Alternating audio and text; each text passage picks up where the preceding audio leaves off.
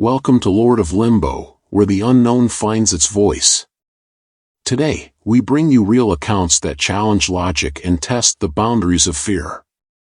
Stories of ordinary people who have lived through terrifying and unexplainable experiences. Whether at work, at home, on the road, or on a simple walk, the unexpected can appear when you least expect it. Get ready to dive into another chilling episode. And remember, not everything can be explained. My name is Belle. I've never been one to believe in supernatural things, but there's this one experience I had a few years ago that I still can't quite shake off. It wasn't anything extravagant or overtly horrifying. It was the little things that got to me, those details that, when strung together, leave you questioning what's real and what isn't. It all started on a quiet Sunday evening. I had been spending the day at home, trying to relax and catch up on some reading. The kind of day where time feels like it's slipping by slowly. I remember the sun was just beginning to set, casting a warm golden hue over the small living room of my apartment. It was a cozy space, furniture a bit worn but comfortable, with an old rug that I'd picked up from a thrift store years ago. The windows faced a narrow street, but the view wasn't much, just a row of apartment buildings and a few trees that seemed to sway slightly in the evening breeze. At some point, I fell asleep on the couch. I don't know exactly when, but I woke up in the middle of the night, the apartment completely dark except for the pale moonlight creeping in through the windows. I was groggy, my mind still stuck between sleep and wakefulness, but something felt off. It wasn't an overwhelming sensation, just a quiet, creeping discomfort in the pit of my stomach. I tried to shake it off, but there was this low, almost imperceptible hum in the air, like a distant vibration that I couldn't quite place. At first, I thought it was just the neighbors, maybe some pipes or an old appliance making noise. But it didn't feel like that. It felt wrong. As if the air itself was unnaturally still. I got up from the couch and wandered around the apartment. The small living room was the only space lit by the moon, and everything else felt so dark, almost oppressive. The hallway leading to the bedrooms was pitch black. I flipped the light switch, but nothing happened. It wasn't the bulb, I had checked it the week before. The power was fine. Still, the hallway remained dark. I don't know why, but instead of just going back to the couch, I decided to step into the hallway. As I did, the low hum seemed to intensify, vibrating softly through the floorboards. I could feel the sensation in my chest. I moved down the narrow hallway toward my bedroom, but it felt longer than usual. The distance between me and my door seemed to stretch, like the hallway was elongating before my eyes. I shook my head, trying to clear the fogginess from my brain, but when I reached the door, I felt an overwhelming sense of hesitation. I was wide awake now, but for some reason, my body froze in front of the door. I forced myself to open it. Inside, nothing looked different. My bed was still made, my clothes neatly folded in the corner of the room. But there was something subtle in the air that made me feel like I wasn't alone. I took a deep breath, stepping inside. The room seemed too still. Like everything was too perfectly in place, too quiet. But it was more than that. It was as if the room was holding its breath, waiting for something. I checked the closet, peeked under the bed, then looked out the window. The street below was empty, like it usually was at this time of night. Nothing out of the ordinary. But then, as I turned back toward the room, I saw something move in the corner of my eye. A shadow. I wasn't sure if it was just my tired mind playing tricks, but it was there for just a split second. I blinked. The shadow was gone. I convinced myself it was nothing, just a trick of the light. The moonlight shining through the trees outside sometimes made strange patterns on the walls. But then I heard it. A sound. It was soft at first, but distinct, like the slow dragging of something heavy across the floor. My heart skipped a beat, and I turned towards the source of the noise. But there was nothing there. I stood there, listening. The sound stopped abruptly, but the hairs on the back of my neck stood up. I could feel the air around me growing colder, as if something was moving in the room, invisible but palpable. I checked the hallway again. Still dark. But as I moved closer to the door, I felt something brush against my arm. A cold, fleeting touch. I spun around, expecting to see someone behind me, but again, nothing. It was as if the air itself had pressed against me, the temperature shifting in an instant. I couldn't stay in that room anymore. I left the bedroom door open and walked back into the hallway, my heart pounding in my chest. But the further I went, the more oppressive the atmosphere became. It was as though the apartment itself was watching me. Waiting. I remember standing in the living room, staring out the window, trying to calm myself down. The hum had intensified, almost imperceptible but so present in the air. Then, in the reflection of the glass, I saw something move again. Something out of place in the dark, no face, no figure, just a distortion. It was as though the darkness itself was shifting. I didn't even know what I was seeing, but the feeling was so palpable that I didn't question it. I grabbed my phone, trying to distract myself, but when I looked at the time, I noticed something strange. It was almost as if the hours had slipped away. It was 3:15 a.m., but I had no recollection of the time passing. My phone hadn't updated for over an hour, and the clock on the wall was frozen at the same minute. The strange presence in the apartment never fully went away that night, but I didn't dare try to investigate further. I slept in fits, waking every so often with the sensation of being watched. That low hum never quite disappeared, lingering in the back of my mind. The next morning, everything seemed perfectly normal. The lights worked, the air felt calm, and the strange sensations had completely vanished. But I couldn't shake the feeling that I had been in the presence of something, not human. Not physical. And what unsettled me most wasn't the fear I felt, but how the whole experience seemed to defy logic. There were no answers to be found, no tangible explanation. I was left with the sense that something had happened that night, something I couldn't understand or explain. Since then, I've had other odd experiences, moments when the air feels too still, when shadows seem to move without reason, but nothing as intense as that night. I don't like talking about it much because it's hard to explain. Maybe I'm just tired, or maybe it was something else entirely. But whatever it was, it still lingers with me, like a whisper I can't shake. I don't know if I'll ever fully understand it, but I know one thing for sure: sometimes, things happen that we can't explain. And sometimes, it's better that way. My name is Hernandez. I don't often talk about what happened to me a few months ago. It's one of those things that you feel you can't explain, so you just keep it to yourself. But I still remember it vividly, like it was yesterday. It was late, much later than I usually stay up. I had been working from home for the past few weeks, and my routine had settled into a predictable pattern. I lived in a small, quiet apartment in a neighborhood that wasn't exactly lively, but it wasn't desolate either. Just a mix of old, slightly worn buildings and narrow streets, the kind of place where everyone keeps to themselves.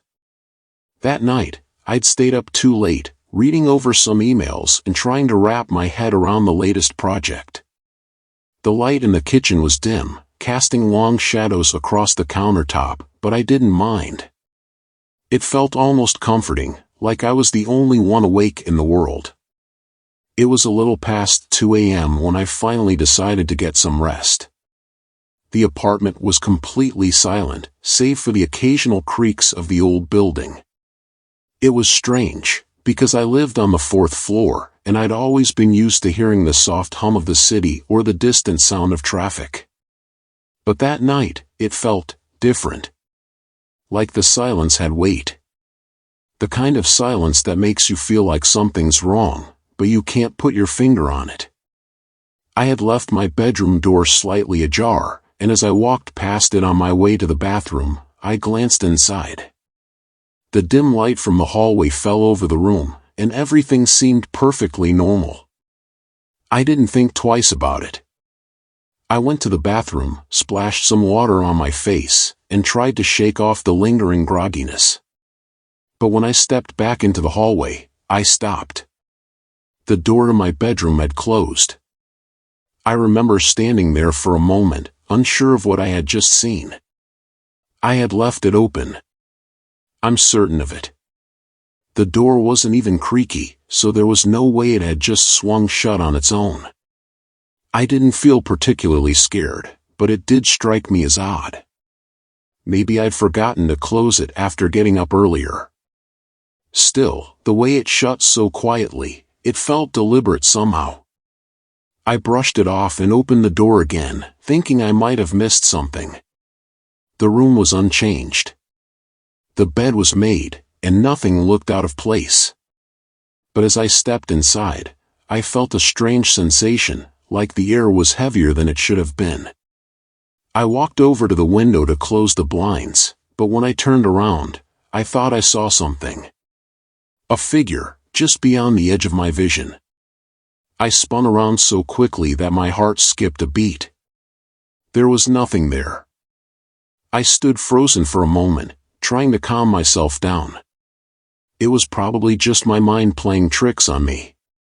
The fatigue was starting to catch up with me, I knew that. I took a few deep breaths, reminding myself that nothing had really happened. But then the air shifted. It was subtle at first, just a slight drop in temperature. I could feel it on the back of my neck, like someone was standing right behind me. But I didn't hear anything. No footsteps, no rustling of clothes, nothing. I turned around again, expecting to see someone standing in the room with me, but there was only the stillness. Just the soft hum of the refrigerator from the kitchen. I wasn't sure what to do. The unease kept creeping in. That feeling of being watched, of being observed, that's what it was.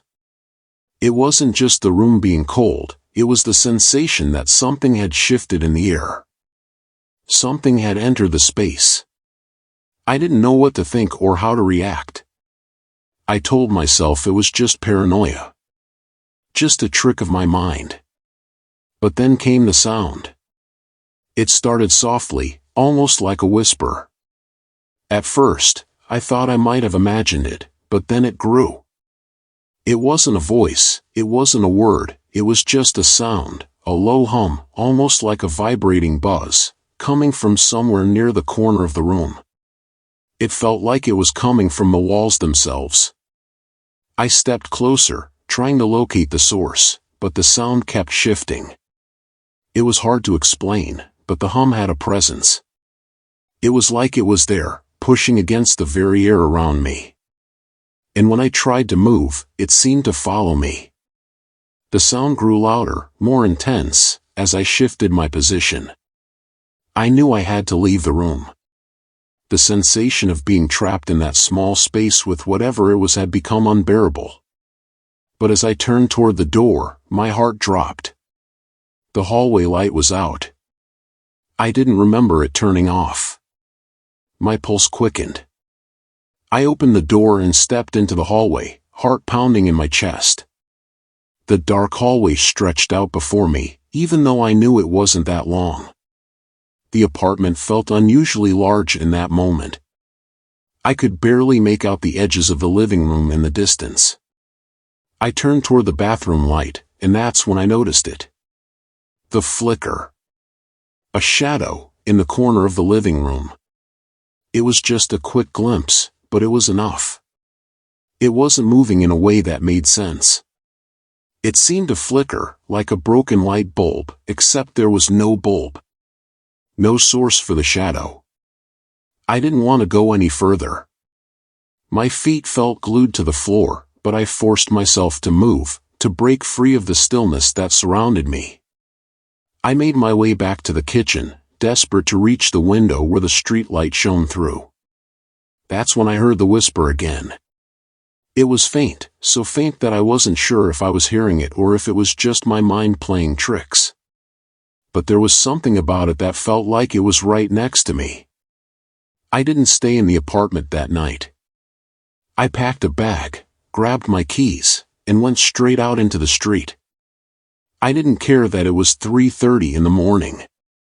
I didn't care if people saw me. I just needed to get away. I never figured out what happened that night, what I experienced, but something in that apartment didn't feel right. I couldn't shake the feeling that someone, had been there, watching, waiting, just out of sight. I don't live there anymore. I moved to a different place, and I haven't had anything like that happen since. But sometimes, when the room gets too quiet, I can still feel it. That weight in the air, the tension. I don't know what it was. And maybe that's what bothers me the most. Not knowing. My name is Joanna. I've always considered myself a rational person, someone who doesn't give in to superstitions or ghost stories. I've never believed in the paranormal, not really. That is, until one night last autumn, when something happened that still keeps me up at night, thinking about it, even though I wish I could just forget. It was a regular evening, or at least it started that way. I had been living in a small, old apartment for a couple of months, a place that had character but was a little worn down. The walls were thin, the floors creaked, and the street outside was quiet, almost too quiet, especially at night. My neighbors were distant, and I liked it that way. I could stay in my little bubble, do my work, and unwind in peace. That night, I decided to relax after a long day. I didn't have much to do, so I made myself a cup of tea, grabbed a blanket, and settled down on the couch with a book. The clock on the wall ticked loudly in the background, the only real sound in the room. I don't know why, but the ticking of that clock always felt louder at night, almost like it was too intentional, like it was marking time in a way that didn't quite feel normal. I was about halfway through my book when I started to feel unsettled. It wasn't anything specific. Just a growing discomfort in the back of my mind. I glanced around the room, but nothing seemed out of place. The apartment was exactly as I had left it. My tea was sitting on the coffee table, the lights were on, and the air in the room was warm and familiar. But something was wrong. It was subtle at first. The feeling crept up on me slowly, like a weight pressing down on my chest. I couldn't shake the feeling that I wasn't alone, that there was something, or someone, watching me from just outside my line of sight. I tried to ignore it, telling myself it was just my imagination. Maybe I was too tired, or maybe the isolation was getting to me. But then, the temperature in the room changed. I felt it on my skin, a cold draft that seemed to come from nowhere. I turned to look toward the window, but it was closed, the blinds shut tight. No breeze. Still, the cold air persisted, settling around me like a thin fog. My breath came out in small puffs, despite the fact that I had the heating on. I pulled the blanket tighter around me, trying to convince myself it was nothing. Then, the light flickered. It wasn't the usual flickering you get with old bulbs. This was different. It was almost rhythmic, as though something was influencing the way the light behaved. It would brighten, dim, then brighten again, without any apparent cause. I stared at the bulb above me, unable to look away. The light, now dull and flickering, cast strange, shifting shadows across the room. The shadows didn't behave as they should. They were too fluid, almost like they were alive. I felt my heart rate spike. I stood up, too quickly, knocking my tea over in the process. The liquid spilled across the table, staining the coaster. But I barely noticed. I wasn't sure what I was doing anymore. I just needed to move. I walked toward the hallway that led to the bedroom, wanting to leave the living room, but then I heard it. A soft whisper. Faint. Almost inaudible. I froze. The whisper came again, this time clearer, like someone was standing just behind me, close enough that I could almost feel their breath on my neck. But there was no one there. I whipped around, my pulse racing, but the room was empty. I was alone. I knew I was alone. My breath hitched. I felt a chill run down my spine.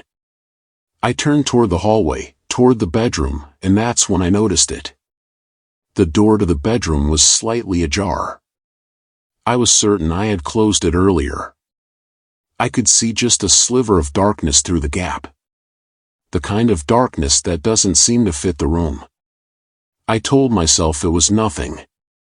But my feet moved toward the bedroom door before I could stop them. I reached for the handle, the metal cool under my fingers, and slowly pulled the door open. The room was empty.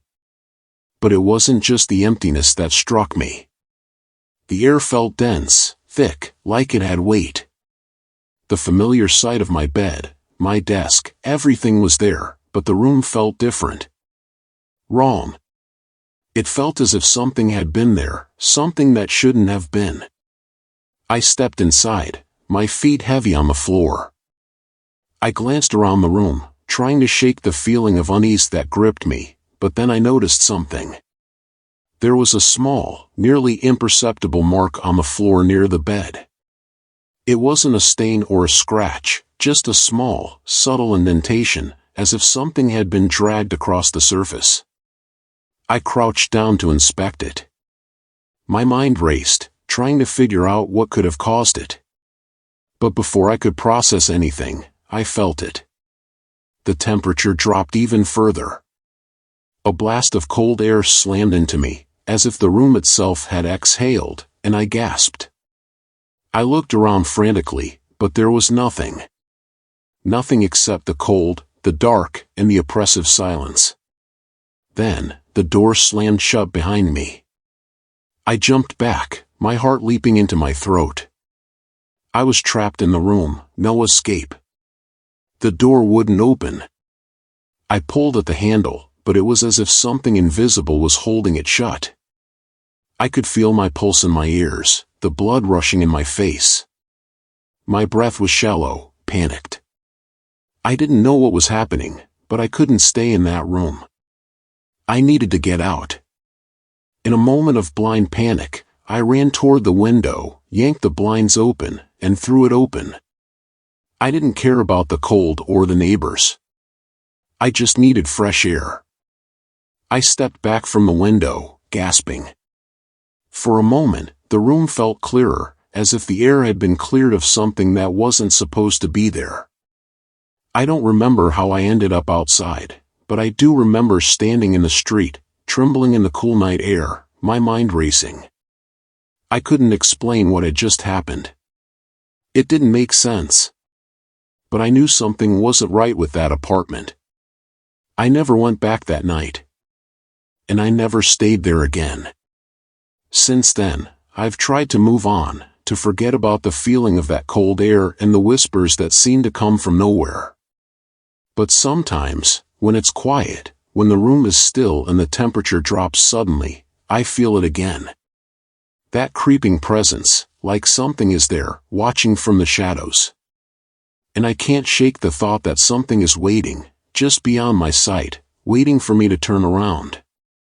If you've made it this far, thank you for tuning into another episode of Lord of Limbo. What would you do if you went through something like this? Have you ever had a frightening experience? Share it in the comments, because the unknown may be closer than we think. Don't forget to like, subscribe, and turn on notifications for more dark stories. We'll see you in the next video, if you're still here.